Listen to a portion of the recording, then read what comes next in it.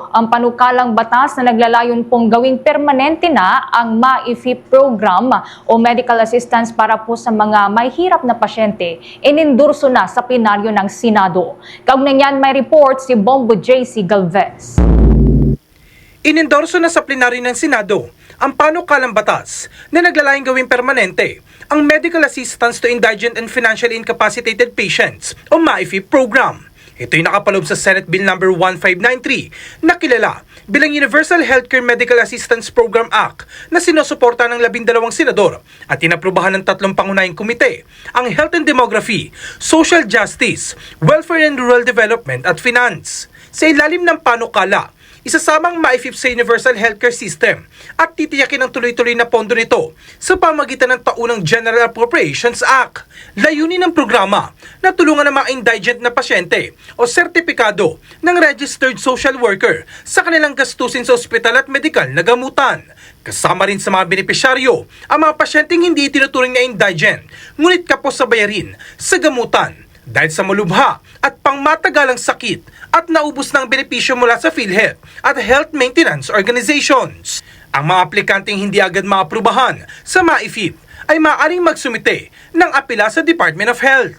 Tahasang ipinagbabawal sa panukala ang paggamit ng medical assistance bilang kasangkapan sa political patronage ng mga opisyal at kandidato sa halalan kabilang ang pag-i-issue ng guarantee letters. Samantala, iginit naman ni Senate President Tito Soto na ang naturang medical assistance ay hindi pork barrel ng mga senador. Ayon kay Soto, may mga tanong at batikos tungkol sa laki ng pondong inilaan sa MAIFI sa ilalim ng Department of Health, subalit hinikayat niyang publiko at kritiko na basahin muna mga probisyon ng panukalang budget bago ito husgahan. Binigyan din ng Senate President na kung bibisitahin ng mga government hospitals tulad ng Philippine General Hospital, Philippine Heart Center, National Children's Hospital at Quezon City General Hospital, makikitang matinding kakulangan sa kama at pasilidad.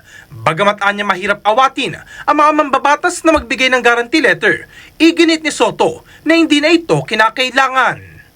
Bakit ang laki daw nung MAIP na nakalagay sa DOH ngayon?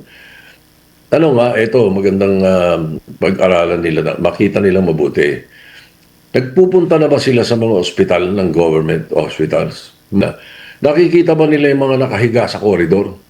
Yung iba emergency, yung iba po operahan pero sa mga koridor ng kama?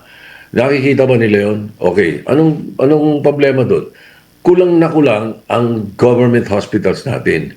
Kaya doon namin nilagay yung MAIP para sa gamitin ng mga indigents at saka ng mga kababayan natin na walang kaya sa private hospitals. Doon ikakarga yon sa mga private hospitals. Hindi po pork barrel ng mga senador yan o nung kung sino man. Doon ikakarga yan. Ngayon sabihin na naman, sabi hindi kasi GL na naman na senador yan at saka congressman. Hindi basahin muna nila yung provision. Nilagyan ni Senator Lacson ng mga provision kung paano gagamitin yun. Para sa Bombo Network News, ako si Bombo JC Galvez and this is Bombo Radio Philippines, the #1 and most trusted source of news and information.